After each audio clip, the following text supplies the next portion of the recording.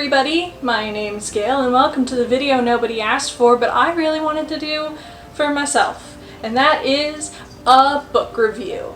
Because that's right, I don't just play video games and then watch children's television and then make videos. That I'm more than that. I read like an intelligent person. I'm just gonna get into it today. I read the book Heir. Kind of getting back into reading more so, and I kind of just picked it off of like one of those, just went to Barnes & Noble and picked it because it had a pretty cover and an interesting premise. So I'm gonna do a non-spoiler portion of the video, and then I'm gonna go into spoiler territory to talk more specific about things that I liked and things that bothered me. First off, what did I think about the book? Well, I think it starts off really strong and it ends really poorly. So the premise, which is not a spoiler, is that the main character, Anastasia, I'm good in Russian, has a power to control people's blood, and that's a bad thing in this world. And so she gets accused of her father's murder and is now on the run, and the story is supposed to be around her teaming up with a con man named Ramson, who and this team up allows them to track down the guy who actually killed her father, and that's the story. That's what's supposed to happen. And it really hooks you in at the beginning. It starts off with a very strong prison break scene, and then it continues on, and you learn a lot about these two characters. There are some other characters that come in and out during the story. It has an interesting way of telling the story. Lots of it is told through kind of flashbacks. Not necessarily like they see something and they go, wow, I remember this thing that I didn't remember before, but it is told as like, here's what's happening now, and then they remember the reasons that they're there throughout most of the first half. Once you get to the second half, the story starts changing. You think, and the first half kind of convinces you that this is going to be a kind of more straightforward quest storyline, and then you hit the second half and it starts rapidly changing very quickly into a different kind of storyline. And for me personally, I didn't like that change in tone. Some characters became more stupid, some characters had events happen to them for random reasons, some characters were just introduced for what felt like no reason, and then you get to the end and it disappointed me because I was unaware, probably because I don't do research about anything, that this is a part 1 to a series that's going to be out. It's not out yet. Fall 2020 supposedly is the sequel date. I was not aware of this. Nothing on the cover or anything implies that this story is going to go on for more than one book. And so now, with that perspective of where it ends and kind of the setup that they put in for like a sequel, I can kind of see why the decisions made early on were made.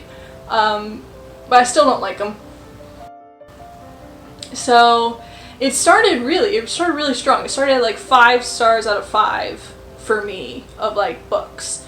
And there's, it's not perfect, obviously. I don't give it like, I wasn't like, oh my gosh, this is the most perfect story ever.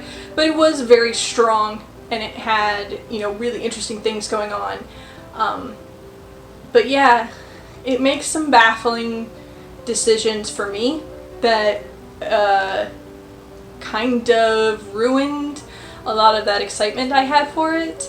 And it also got very preachy, which is interesting. The author, Amelie Wen Zhao, I butchered that name, I'm sorry. It's her first book. And so I want to give her the benefit of the doubt that she wanted to tell this really awesome story, and she's got like a part 2, maybe even a part 3 planned out, and so all of the theming goes together, but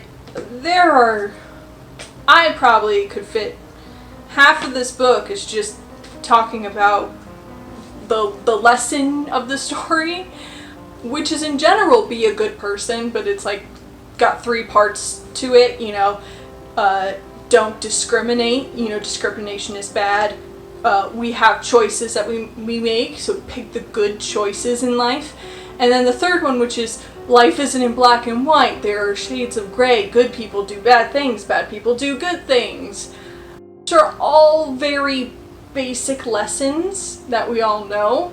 And so being hit over the head with them 80 times as the main character realizes these lessons over and over and over again is exhausting.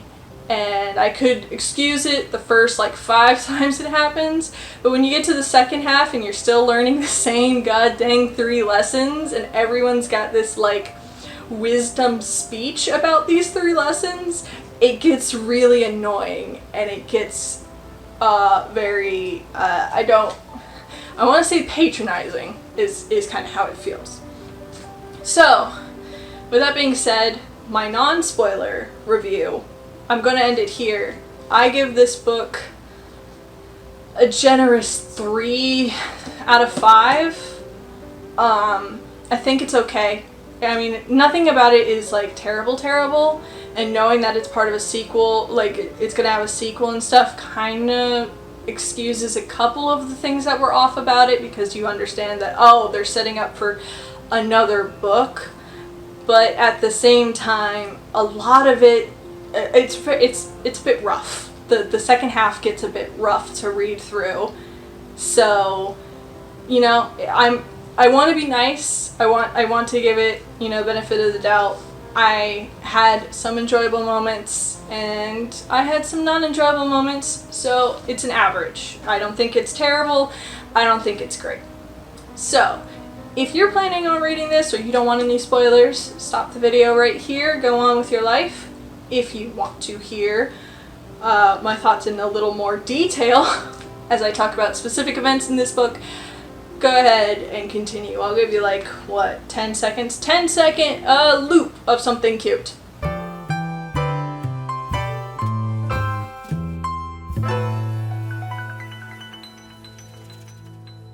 Okay, welcome back, people who want to hear the spoilery section and my honest feelings without any filters of trying to not spoil anything.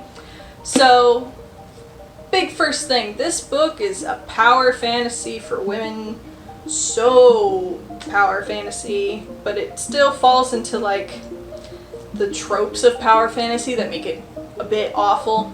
The girl, Anastasia, like I said earlier, she has blood controlling powers. Think bloodbending from Avatar: The Last Airbender, which makes it really cool. Her entire, you know, she can kill people instantly. It's really easy for her. She's done it accidentally all sorts of times.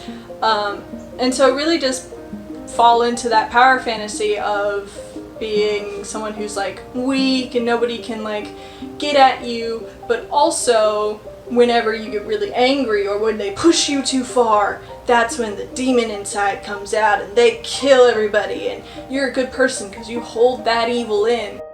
And at first it was like really cool, but then more and more again as they start putting in the good people do bad things and bad people do good things, and we gotta, you know, lots of everybody's good, everybody has potential for good and choices, and you know, all that kind of stuff. It kind of felt really forced, and it felt really weird.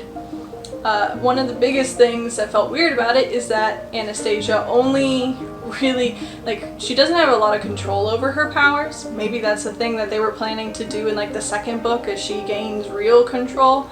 But for most of the time, she just is like, she gets emotional and then she uses her powers, which is kind of sucks, because, you know, in a lot of power fantasies, you know, the point is to feel like, oh yeah, that's cool, that's great, I would totally, you know, I want to be that person in a selfish way, not in like their role model, but more of, I want to, you know, be able to control people's blood and make them bend down to my whims, or I want to be able to fly or shoot laser beams out of my eyes, you know, that kind of stuff. But because she's a woman, it sucks that hers are tied to her emotions, because it feels a lot like, oh, she doesn't do anything just cool. It's always, I'm a good person, and so now I'm emotionally vulnerable, and that's when I get scary. And I guess, like, that could be kind of weird for a guy too, but as a girl, a lot of the girls I read about and TV shows and stuff, their powers all revolve around emotions, and women are the emotional ones. So to see a protagonist who has this cool blood power, but then, even though it has nothing to do with emotions, like, it's not tied to her emotions, it's not, oh, she gets sad, so that's when it comes out, or she gets angry, that's when it comes out. She has control over it the entire time, but the only time that she actively does anything with it is when she's, like, pushed to by her emotions. I don't know, it feels weird, and I hate it. I don't want my protagonists to always be crybaby women who only, they're like, oh, you killed my love, now I gotta kill you. Like, that's, I don't think for myself. My emotions control my actions, and for Anastasia, her emotions definitely control 90% of her actions. Yeah, that sucks. The other guy, Ramson, he's an important character. I haven't talked about him yet. They both share a similar problem. He is a con man, and he's supposed to have contacts everywhere. He's like a crime lord, and that's why she asked for his help, because with his contacts he can figure out the identity of the person she saw, like, creeping out of the palace after he killed, you know, her father. So she's like, this guy can help me, that's great, I need his help. You know, not gonna trust him, he's not gonna trust me, but we're gonna have a mutual agreement that we both got things we need to get out of the other. And that's like the cool intro stuff. But as the story goes on, they get beat at every turn. He never has a plan succeed. She never is able to win a fight. The author portrays them as such, like, oh, I'm super smart and clever, and I've got the gift of like a silver tongue and lies and stuff, and she's the most powerful. They call them affinities. They're basically just mutants. It's just X-Men. It really is just X-Men. Down to the mutants are somehow, they're being, you know, they're being sold off, they're lower class citizens, and the whole thing is that, you know, they're under contracts for jobs, but really it's just like enslavement with extra steps. And so both of them are like portrayed as like these cool people. They're super strong, they're super smart. And there are more than 4 plans that they make of needing to get something done to further the story, and every single one of them fails horribly. And kind of through their own faults. Like, one of them is like, hey, I just need you to stand outside in this town and not cause a scene. And what does Anastasia do?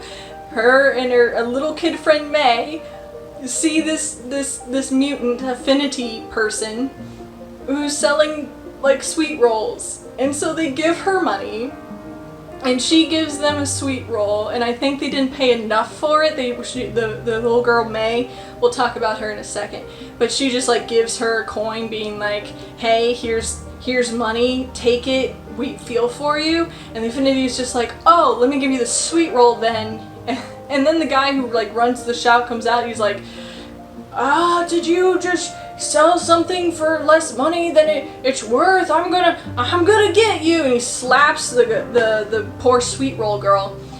And so then Anastasia's just like, "All right, I'm angry now. How dare you slap that poor girl? Use my blood powers." And so she holds the nobleman like still, and everybody freaks out. "Oh my god, witch, mutant, help, everybody save us." And so then the guards come, right? The guards that Ramson had specifically been like, "Don't catch their attention, they will kidnap you and sell you into slavery." And of course, so she gathers their attention, and they're all like, "Well, let's investigate." And they've got this mutant, this Affinity, they call him a Jaeger. There's a lot of words in here that they just take and mean different things. They call him a Jaeger, and he's one that can sense other Affinities' powers, and he can block them. And actually there's multiple, even though it was supposedly rare in the story, but who cares. And so he like stops them. And he like, "Oh, I use my Affinity powers," and he notices that the other girl has her, Affinity powers. He's like, "That one," and so they're like, "Gosh darn it, we've been caught, and we don't have our papers to prove, we're just normal people, because we went into town and we caused a scene. We don't have the basic things to like even begin to lie about just being normal people." So then they start running, chase happens, the little girl gets kidnapped, and it's like, the whole premise was just you had to stand outside and wait for the dude to stop talking, to talk to his informants in a bar. And you messed it up. You went and you fricked it up so bad your child friend got kidnapped. Like, it's all messed up. And both of them, Ramson and Anastasia, both suck at everything they try to do in this entire story. And that would be fine if at the end they had a win, but because it ends as a prequel to like another book, guess what? They don't win at the end. In fact, one of the lines Anastasia says at the end is, "Oh, we're back. I'm back where I started," which is, it's annoying. This book it has such a good premise to start with that it really hooks you in.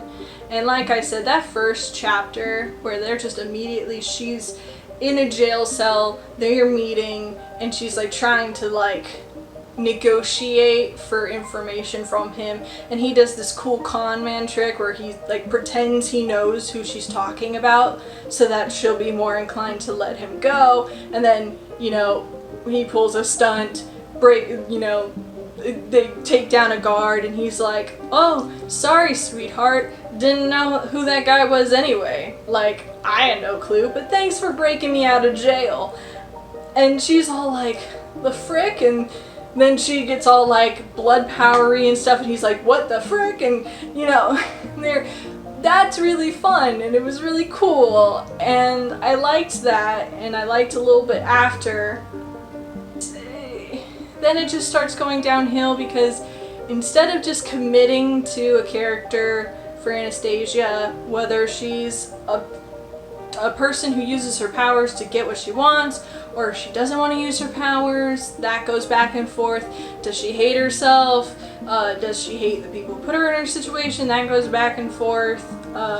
They use a lot of, writing-wise, she uses a lot of weird words. There's a glossary in the back, but because in the first 4 pages they don't tell you there's a glossary, I spent the whole book just wondering what half of these words were. And yeah, they're all just made up random words that sound fairly Russian. There's just a lot unpack. It's not that bad. I'm making it seem a lot worse than it is.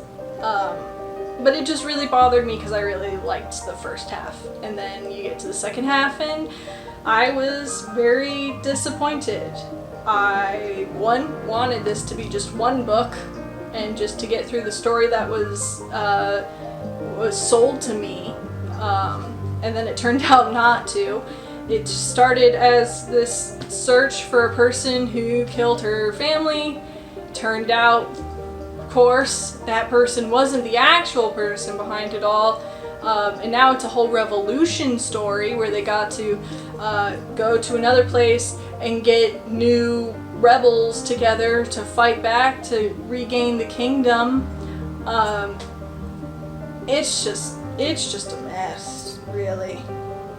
I don't have a good way of like describing it. It just was very cluttered, disappointing, and I don't know. Cinnamon, how did you feel about the book? Yeah, that's what I thought. So, that's a more thorough review of this book. Why I give it 3 out of 5 stars. It's written well, like grammatically. It's a little on the nose about its lessons, and the second half kind of goes careening down a train track,